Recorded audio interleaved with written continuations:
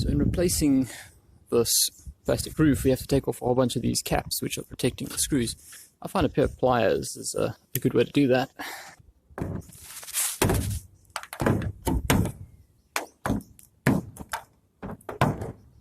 To make it slightly more interesting, you want to try and be efficient, so while you're using the tool, keep using it, right?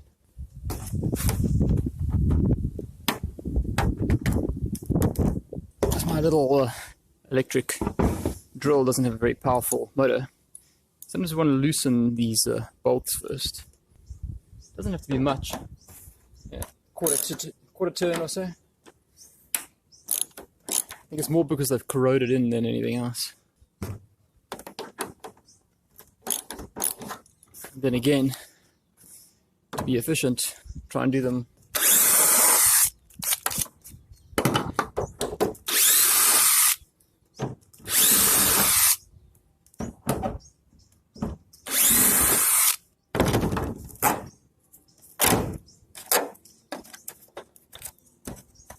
then instead of throwing everything on the ground, you can put them into the gutter like this. It's much easier to collect all these old screws, many of which are corroded and I won't reuse, but some of them are in pretty good shape and I could probably use them for either throwing together some scrap pieces. And this stuff will not support your weight.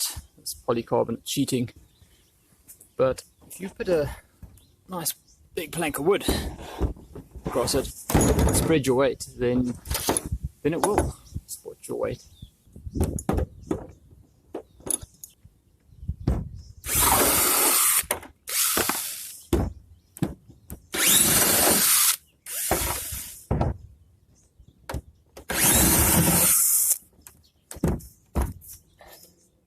Sometimes it helps to be left-handed, and sometimes it helps to be right-handed.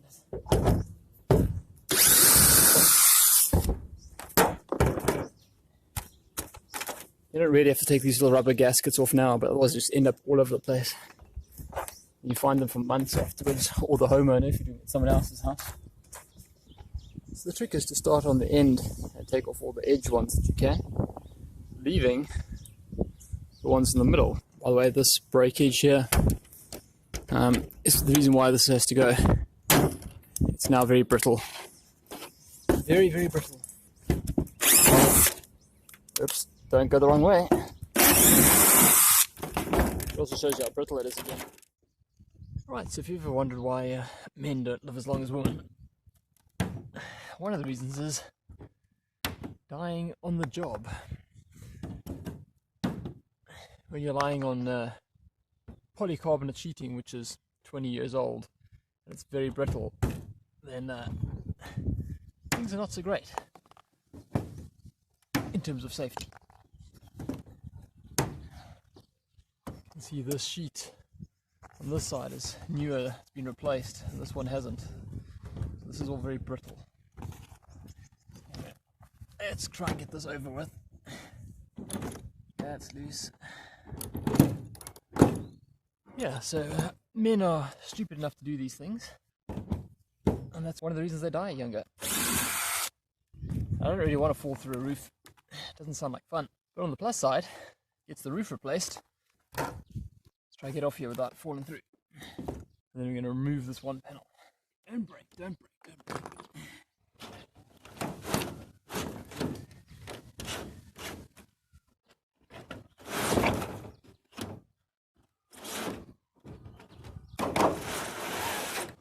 Now we've got a space to stand on, right?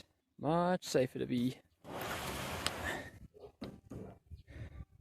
with beams and things to hold on to, so this is where I feel much happier. On a ladder, wood to hold on to all around you. Now you can just go that way and take them all off. Alrighty, so that's a bit safer. Now I'm standing on a ladder. The objective is not to fall off the roof, right? It's to get it done. So if you can do it safely and efficiently, effectively, then let's do that. After all, the idea is not to drag down the average life expectancy.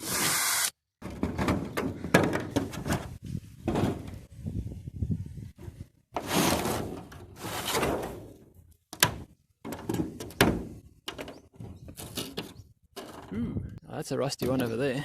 Let's slow things down, because that's not going to reach.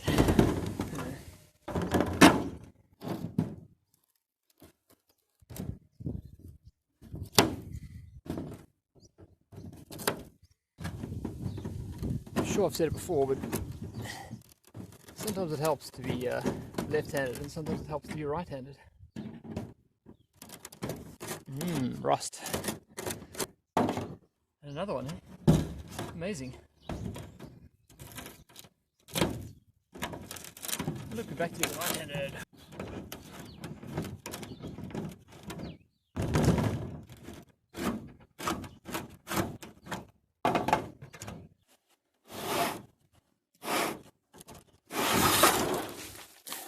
Okay, so this is the wood that we're going to screw the plastic sheeting on, and because it's IBR, we're going to have the flat piece, and then the holes will be, you know, where the ridges are.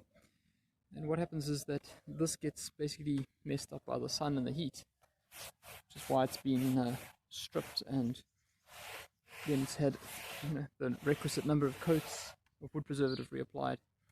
But then to protect it from the sun, you're going to add some silver tape, or you could paint it white according to the documentation that comes with the sheeting. Yeah. I decided to go to the tape because it's quicker than painting. There should be so many coats of paint and varnish and, well, wood preservative to be more precise.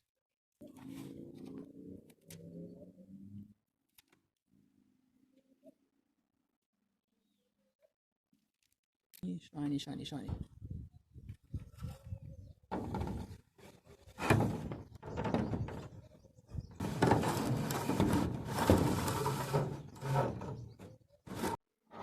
Going to try and pre-drill the holes using an electric drill. It's corded. It works a lot better than the cordless. Anyway, and then we'll, after that, we'll be putting in the galvanized, heavily galvanized roofing screws and applying their caps. So keep going.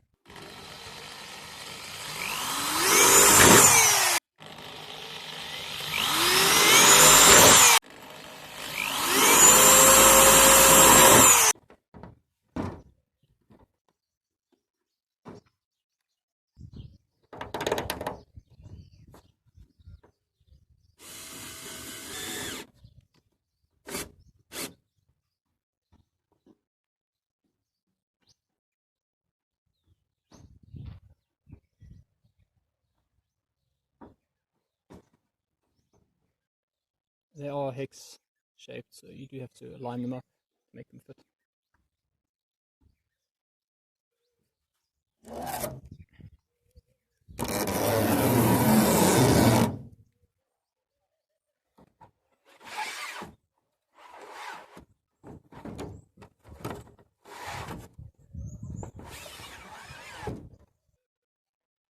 One thing you may have noticed is I'm putting them under in a specific order.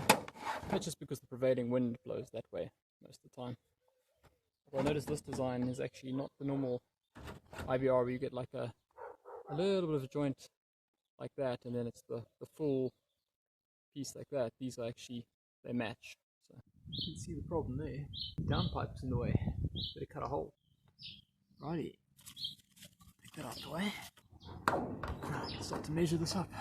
Right, so I just measured the side, so the hole must be up to the right of this line, and yeah, that's the midpoint. So I'm going to make the little guiding holes are going to be about there, you know, for the middle point. Then that will mean that it'll end up about there, which is about right. So give it a go.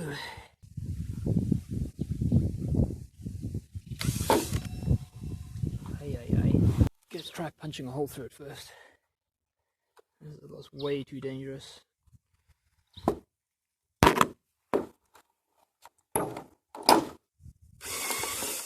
That's working better.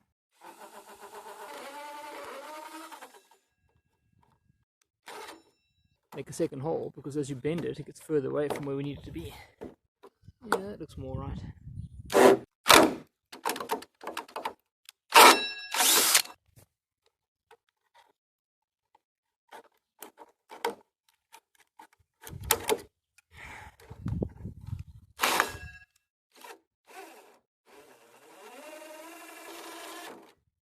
There we go.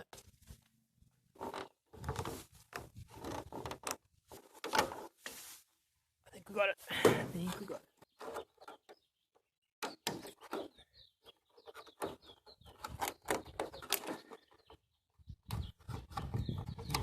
I want to just file.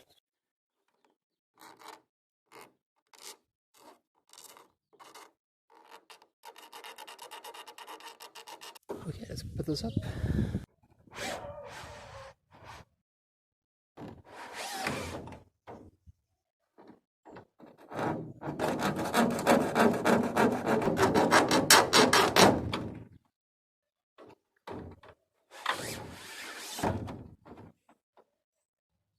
Final countdown. There's the downspout.